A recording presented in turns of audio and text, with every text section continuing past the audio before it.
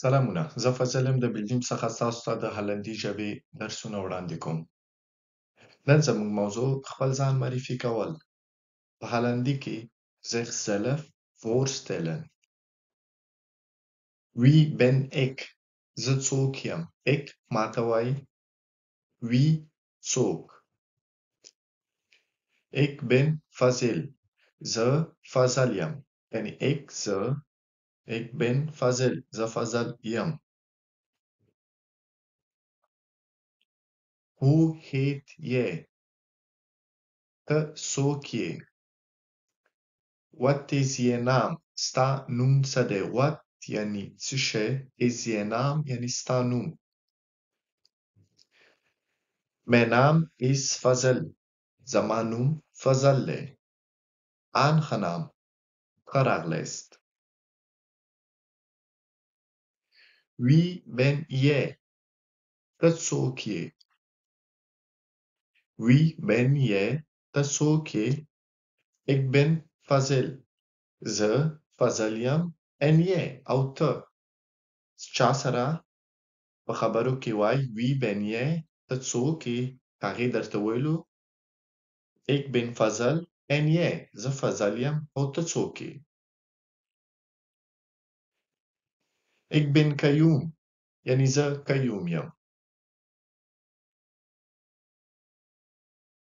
What is je familienaam? ستا د فامیلی نوم څه دی؟ What is یعنی څه دی؟ je familienaam ستا د فامیلی نوم. Mijn familienaam is زما فامیلی نوم شینواری یا ستانکزی یا څه هر څه شوي. Mijn familienaam is شینواری. زما فامیلی نوم شینواری دی.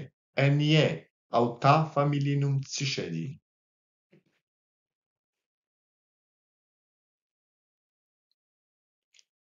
Welke taal spreek je?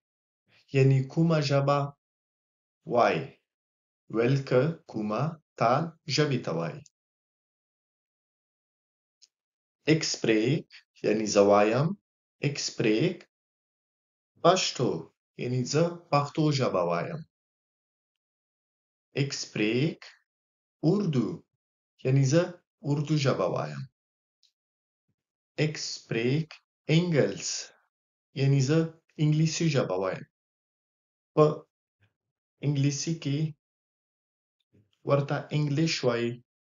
زموږ ژبه په هالندي کې ورته انګلس وایي. Nederlands. Ik spreek Nederlands یعنی زه هالندي وایم. او نیدرلند ته موږ په دې ژبه کې Duits وایو. یا Duits یا Nederlands.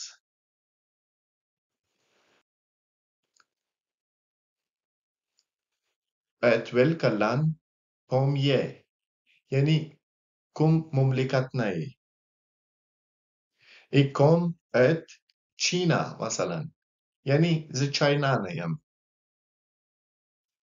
Ik kom uit India. یعنی زه انډیا نه یم.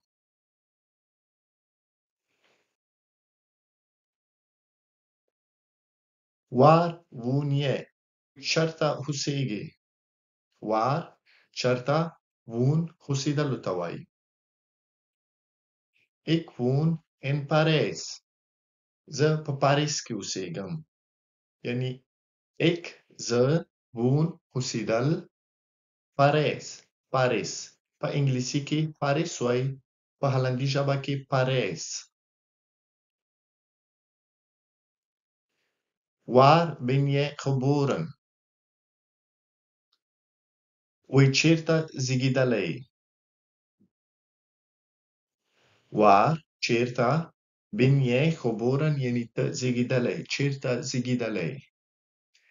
Ik ben geboren in Belgium. یعنی زه په بلجیم کې زیږېدلی یم. Ben je getrouwd? وای آیا ته واده کړی؟ Getrouwd واده ته وایي. Ben je یعنی ته. Nee, ik ben vrijgezel. وای نه زه مجرد یم. Ik ben یعنی زه vrijgezel مجرد ته وایي.